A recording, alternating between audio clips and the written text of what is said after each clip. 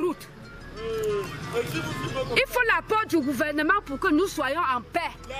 La route est en chantier depuis quand? Depuis quand? Depuis combien d'années? Hein? Aidez-nous. Nous souffrons trop ici à Bacham. Bacham Bouddha. La route Bacham Bouddha, ça ne va pas. C'est la mort.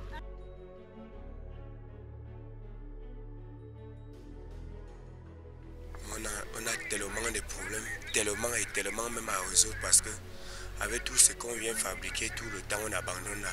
Ça ne donne même pas l'envie parce que regardez l'état de route. L'état de route qui est là, on a engagé, il y a d'abord une première partie de personnes, un groupe qui est d'abord venu commencer les travaux et n'ont pas achevé, ils ont abandonné. On nous a fait comprendre que oh, c'est parce qu'on a donné un chimier, vous n'avez rien fait, maintenant l'État s'est en chargé de faire. Vous avez vu, on a cassé les maisons des gens, on a détruit et tout, parce qu'on veut arranger la route.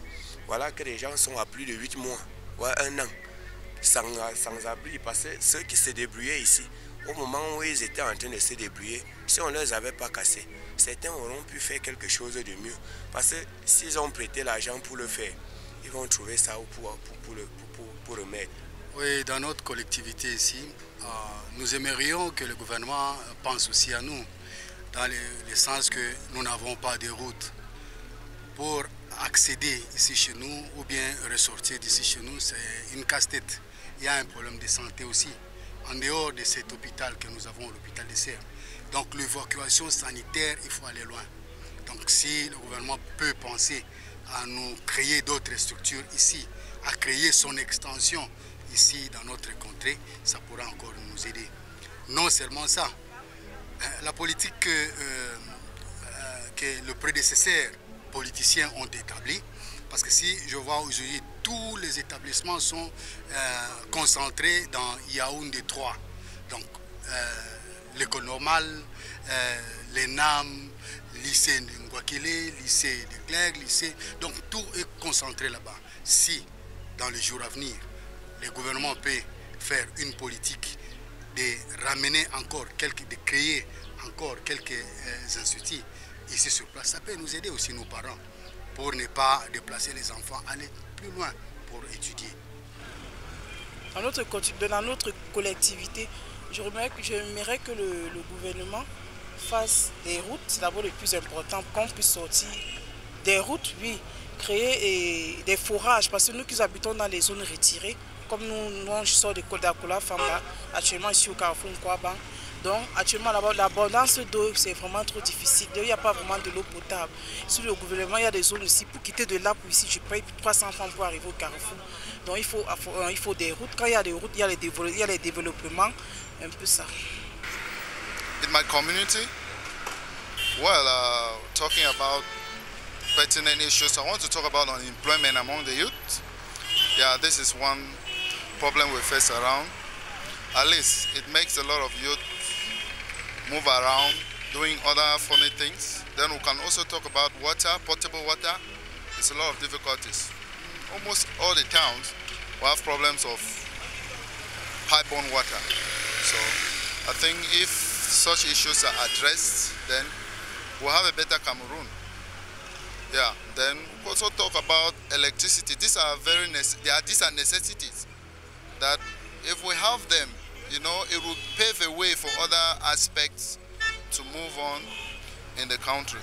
La question du chômage qui mine beaucoup nos rues, surtout le chômage des jeunes. Je pense que le gouvernement devrait mettre la main sur ce problème.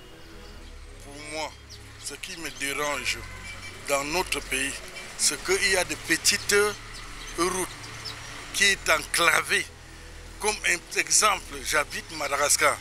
Quand je quitte Madagascar pour arriver peut-être en Bankolo, entre Gros Bouquet, Carrefour Bankolo, vous voyez un axe qui est là peut-être pour 3 ans, 4 ans.